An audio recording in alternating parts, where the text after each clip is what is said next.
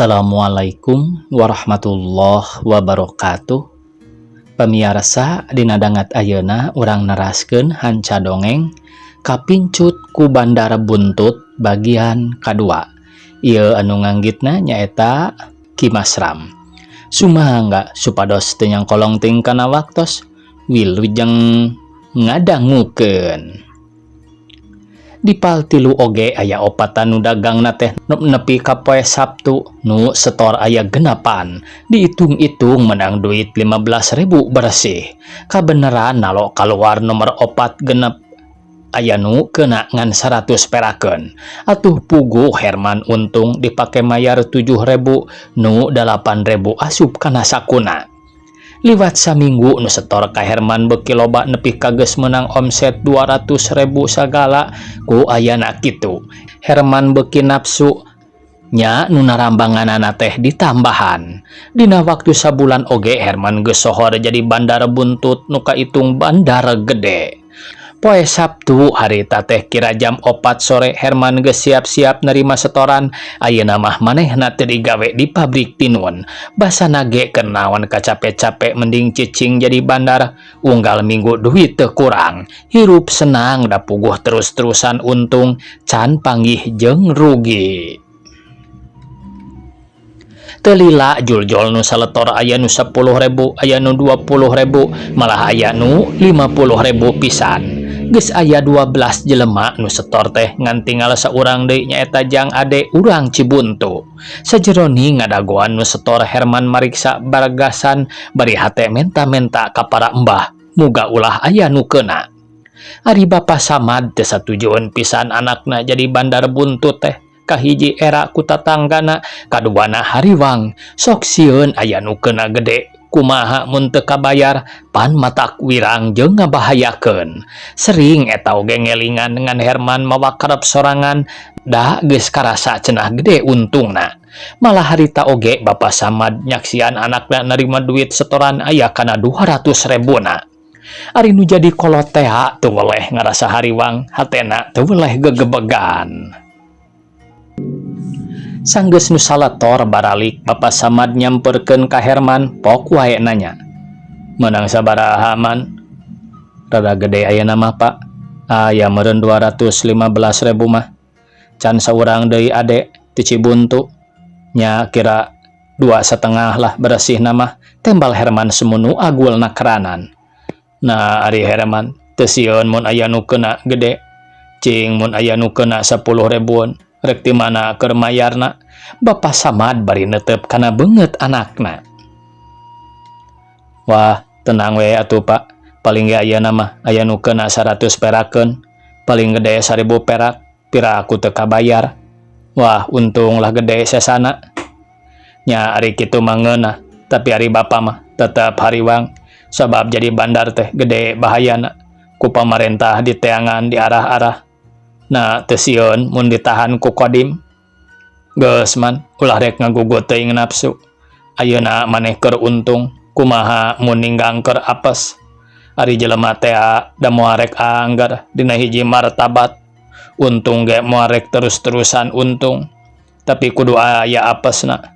Komo deui ieu pamaenan sasat nu dilarang ku agama jeung nagara. Geus man, gara eling mengpeng acan parna penyakit buntut maneh teh. Geus parna mah hese diomeanana. Anggar Bapa mah ari geus mamatahan kieu teh cicing-cicing we Bapa mah tong hariwang teuing. Aya itu ieu mah abdi nu tanggung jawabna. Mun bener oge buntut dilarang ku agama jeung negara meureun moal loba nu pasang. Memang teu dibenerkeun ngan eta mah jelemana we nu teu sadar. Matak maneh kudu sadar ulah nurutan kawas batur. Ari Bapa mah ngelingan soteh lain ngewa ngantina kunyaah ka maneh ulah nepi ka maneh cilaka sangsara keur hirup ka hareupna. Geus Pak pipeseun wungkul cicing-cicing we Bapa malah. Herman bari korejat cengkat terus nguloyong ka lebah jandela. Keur kitu torojol aya hiji anggota ABRI teuing naon kasatuanana da teu katempo. Bubuhan di jaket hejo. Herman rada ngaranjug nempo aya tentara teh geus teug wae boga curiga. Mangga Pak, calik. Cek Herman semono hormat nakaranan, Bapak tentara ge manggut sup ke jero. Katara gerak-gerik na nyurigakeun atuh Bapak Samad dadang ngaleper sabab hariwang sieun anakna ditangkap di bawah ka Kodim.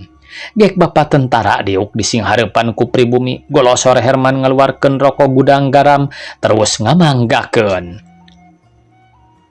Bapak tentara menisonagar pisan, jolkop wae nyokot sabatang, pelenyun udu disemunu nikmat. Ari dina film ari dina dongeng Bapak Entang Sumarna mah pamiarsanya rokona teh rokok supiah cenah ieu mah gudang garam. Urang teraskeun mangga. Punten wae abdi teh bade enggal tumaros dupi Bapak teh nu ti mana teh sareng bade aya kapriyogian naon.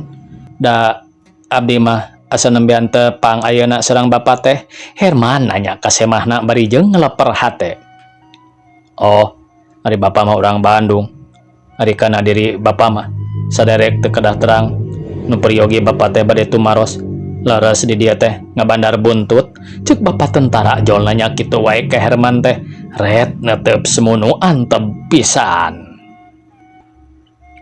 Bebeg Herman ngagebeg ngadenge caritaan Bapak tentara kitu teh, komo Bapak Samad mah terus ngadeg-deg gempor.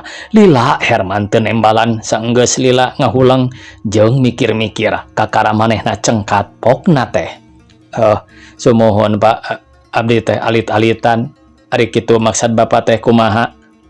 Oh, ari dina perkara eta mah saderek oge langkung uninga. Apan ngabandar teh dilarang ku nagara. Hukumanana ge langkung berat tibatan pasang. Bapak wajib nangkep bandar-bandar buntut pikeun diurus ke pengadilan. Tak kitu saderek, cek Bapak tentara bisa wae nyaritana teh padahalna teu keur tugas teu naon ngan biasa wae neangan keur eusi saku. Oh, hapunten wae Pak, abdi teh rumaos lepat sadaya-daya wae ayeuna mah. Mung ulah dugi ka abdi diajukeun ka pengadilan. Herman bari ngadeg-deg beungeut sepak pias. Sumohon Aden, pun anak teh da kitu geuning ku abdi oge dicarek. Mung kumaha da keukeuh maksa, kumaha atuh Den? Da abdi mah hoyong aya dina kaberesan supados pun anak salamet. Bapak Samad mairan. Oh, teu naon Pak, perkawis ngabandar asal ulah nyolok teuing sareng kedah terang we ka petugas. Keun abdi oge tanggal waler. Bapak tentara bari netep. Herman surti kana maksud Bapak tentara atuh teu leleda deui gancang ngaluarkeun duit segede 2.000 perak. Song dibikeun ka Bapak tentara dasar nu perlu duit jol ditarima bari jeung era oge. Terus we asup kana sakuna. Sing tenang-tenang we saderek mah. Upami aya itu ieu mah mawartos we ka Bapak keun Bapak tanggal waler ngabereskeun anak. Cek Bapak tentara bari kopri kana rokok gudang garam. Atuh nuhun Pak, sateuacanna oge dupi Bapak linggih di mana? Caket di Cimahi, tembal Bapak tentara. Gancangna carita pamiarsa sanggeus narima duit mah Bapak tentara pamitan samemeh jung indit pok nyarita yen nyanggupan pikeun jadi dekeng Herman atuh Herman bungaheun pisan. Sabalikna Bapak Samad mah beuki hariwangeun pisan da sieun kumaonam tea. Tuh man, pan eta teh mawariweuh make jeung kudu mere duit sagala jeung sanajan manehna daek nulungan oge. Merentang tuh kudu aya hasilna, aya buruh capek gawena. Bapak Samad sanggeusna Bapak tentara eueuh. Keun wae atuh Pak, da marugi sabalikna urang ngeunah sabab aya nu ngadekeng. Dekeng-dekeng oge moal aya untungna nu sidik kalah mawariweuh ka urang. Sabab sarua we urang teh jeung memperalat ka alat negara. Kumaha mun aya bentrokan jeung pada alat negara deui. Geus man ulah rek terus-terusan ngabandar. Terus terang we Bapak mah teu satuju. Bapak mah sieun teuing. Tenang-tenang we Bapak mah tong milu hariwang. Abdi tanggung jawab kana sagalana, jawab Herman. Mangsa bodoh ari kitu mah. Bapak Samad terus ngalewas ka kamarna. Beuki lila Herman beuki maceh wae kena buntut teh. Ayeuna manehna geus bener-bener jadi bandar. Ti heula mah ngan ukur puluhan ribu, ayeuna geus ngaratus, malah geus kungsi menang setoran nepi ka 1 juta. Kaayaan Herman beuki senang wae ketempona teh motor Honda geus kabeuli. Kaditu ka dieu teh gegeleuyeungan kana motor Honda. Saku teu boleh pinuh ku duit ribuan, pakaian mentereng geus beunghar we. Kitu Herman teh sagala nyampak geus leuwih ti cukup. Da eta we atuh dina saminggu teh nepi ka untung 100.000. Ti mimiti ngabandar manehna can pernah rugi atawa nombokan. Sabalikna Bapak Samad sanajan nempo nu jadi anakna aya dina kasenangan oge, hatena mah teu milu bungah. Bapak Samad tetep gede kasieun, loba kahariwang, maklum geus loba kacontoan, harta banda ladang main mah sok taralana. Malah mun teu bisa ditahan ku kasadaran mah sok terus abut-abutan jeung modal-modalna. Samalah Bapak Samad mah geus teu milu ulu biung kana urusan anakna. Mun aya nu setor atawa aya urusan sejen teh geus tara nyaksian-nyaksian acan. Di imah oge tara obrol model ti heula ayeuna mah ngan ukur saperluna wae. Ari Herman dikitukeun kudu jadi bapa teh teu boga curiga, kalah beuki maceh wae.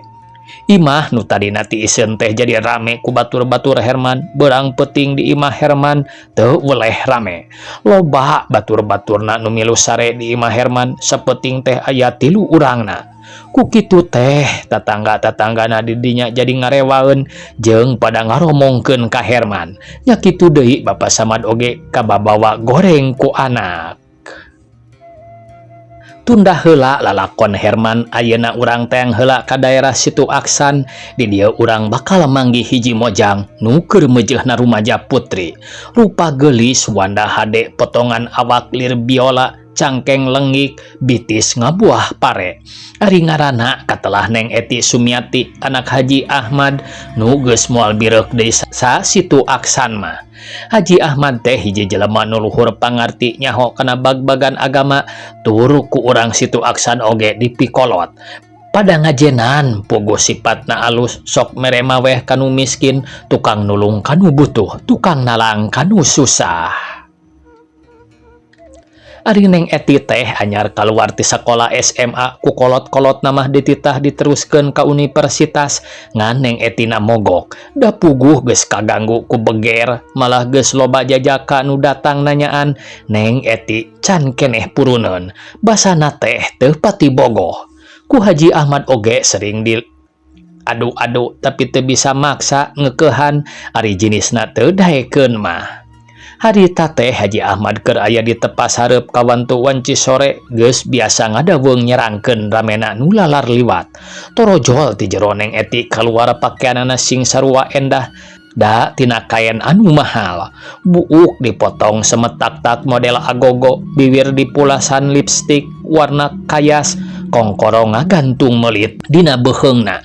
Wubuh katempona beuki geulis, beuki manis wae Neng Eti teh. Reka mana Eti geus dangdan wayah kieu? Ah, moal ka mana? Hoyong niis we bah.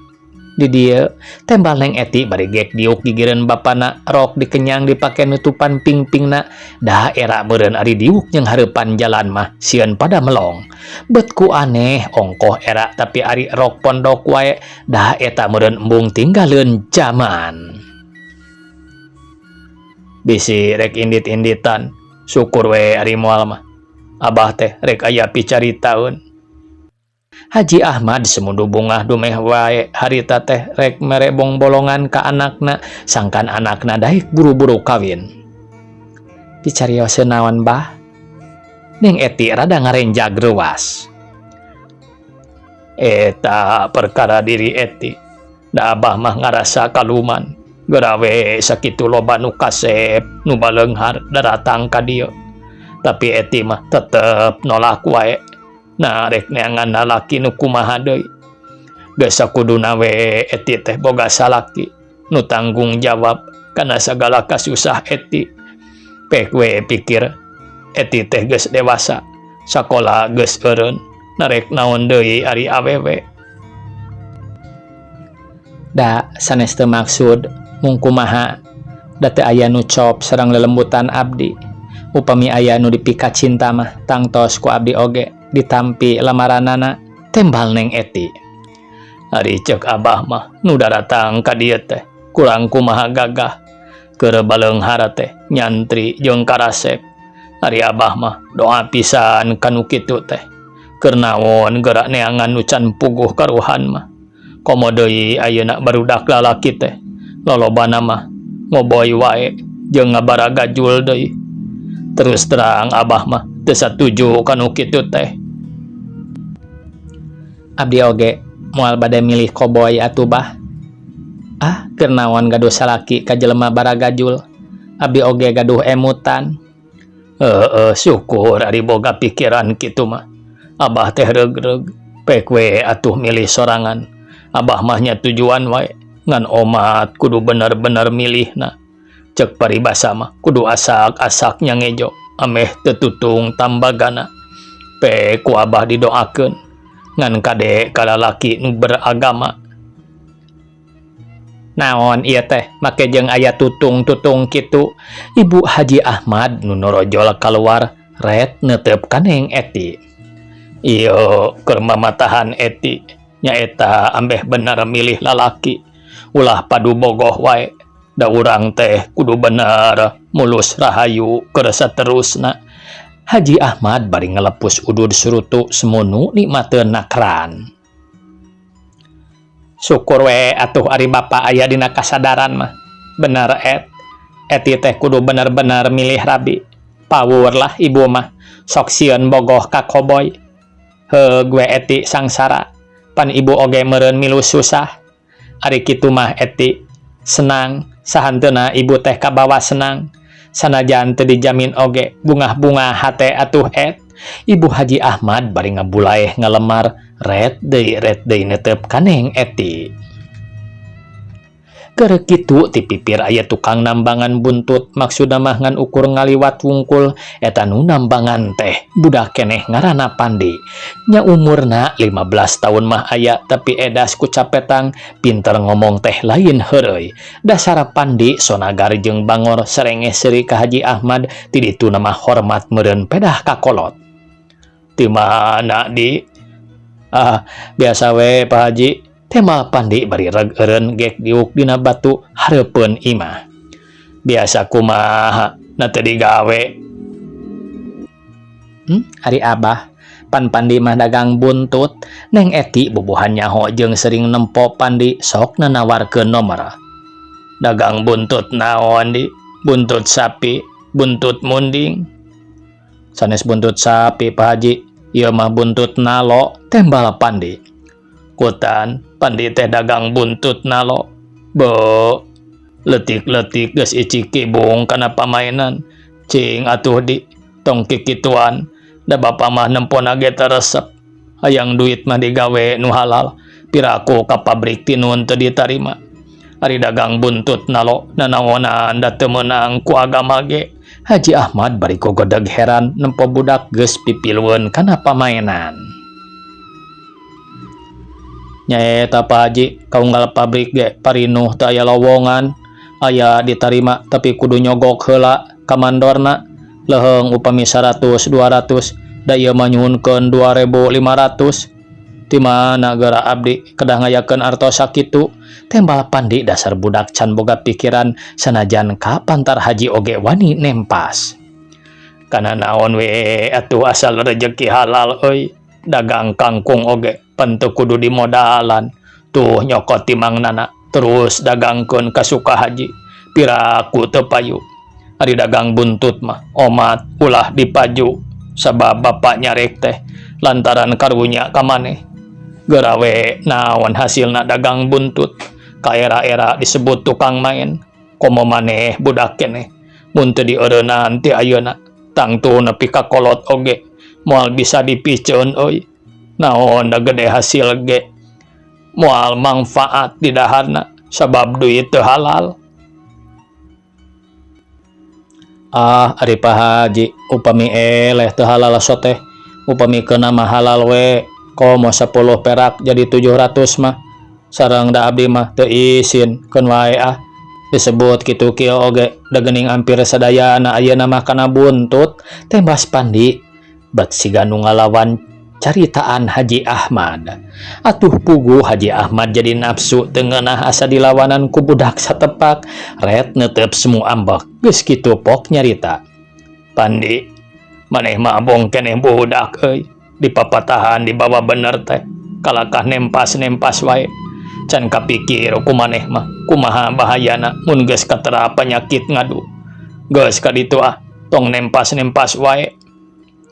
Moal pasang gitu Pak Haji teh, pandi dasar budak dicerekan teh kalah ngahajakeun. Cadu teuing make jeung pasang. Nah dikira saha kami teh. Moal jang, moal pusung pasang di dieu mah Ibu Haji Ahmad Mairan. Bilih we Pak Haji bade ngeureuyeuh da agung untungna tuh pasang buntut mah pasang 100 oge tos 7.000 won, upami pasang 1.000 pan 70.000 won, unggal minggu kenging sabulan tos beunghar Pak Haji. Pandi bari nyerenge haram keur kami mah tibatan kudu pasang nu kitu patut mah kajeun duitna dipake amal ka kaum teu mampu puguh-puguh aya kahadeanana. Kajeun duitna dipake amal ka kaum anu teu mampu puguh-puguh aya kahadeanana. Geuning seueur Haji oge nu parasang tuh Pak Haji Marduk oge ka abdi wae pasangna teh minggu ti payun ge anjeunna kengeng 14.000 won. Piraku Pak Haji teu kabita. Pandi siga nu ngahaja ngaheureuyan nyaritana teh bari jeung sarangah serengeh seuri.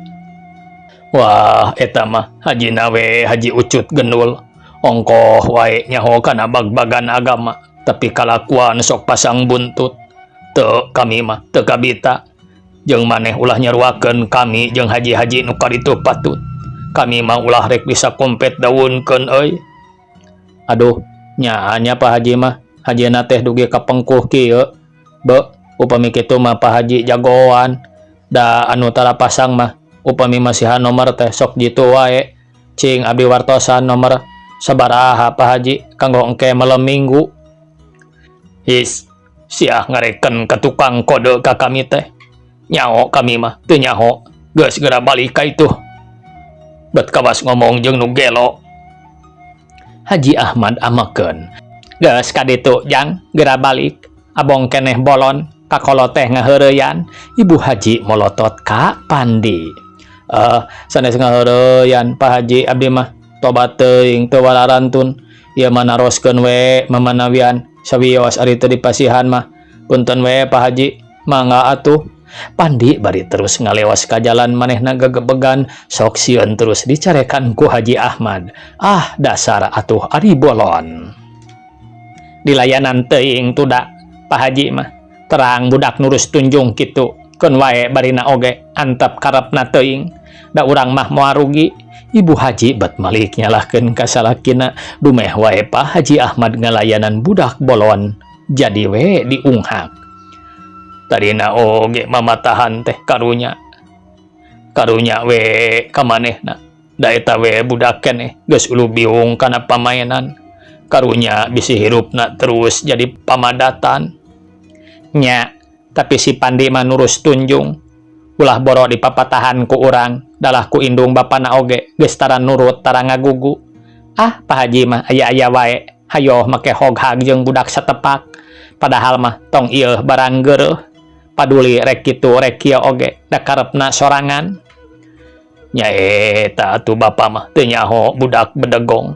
Tapikeun wae da teu nanaon. Sugan dibere bolongan sakitu oge. Manehna terus eling piraku ari can boga pikiran mah. Rek eling kumaha ari Pak Haji. Sidik budak bedegong da bieu oge ibu mah teu ngeunah meuni asa diunghak pisan ku si Pandi teh. Cacakan mun teuras kana kaayaan mah bieu oge ku ibu rek dibanjur tumantah omonganana teh. Sarua we abah oge teu ngeunah tapikeun wae dengaranna oge budak.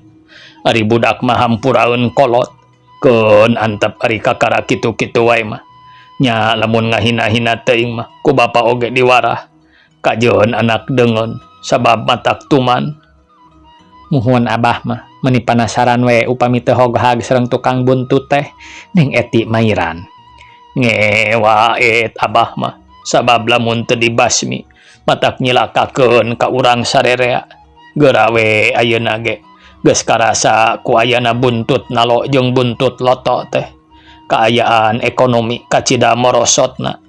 Abah oge dagang jadi tiiseun. Nu balanja teh jadi pabedol-bedol jeung buntut. Komo cenah mun aya kode kilat atawa info hade nepi ka teu tulus balanja malik pasang buntut. Ari duitna teh mun eleh mah moal kaluar deui ku bandarna terus disidem nya kulantaran eta rakyat jadi loba nu ruksak nu tara pasang oge kabawakeun ripuh da puguh duitna teu golang teh. Haji Ahmad semu ambekeun pisan nyaritana teh. Ari eta bandarna teh bangsa Cina sanes bah eti pangangguran nya kitu. Lolobana mah bangsa Cina tapi aya oge bangsa urang ngan hiji dua. Ngewa lah Abah mah. Baleunghar panginten bah ari bandar buntut mah nya da eta geuning seueur untungna ning eti deui bet katutuluyan.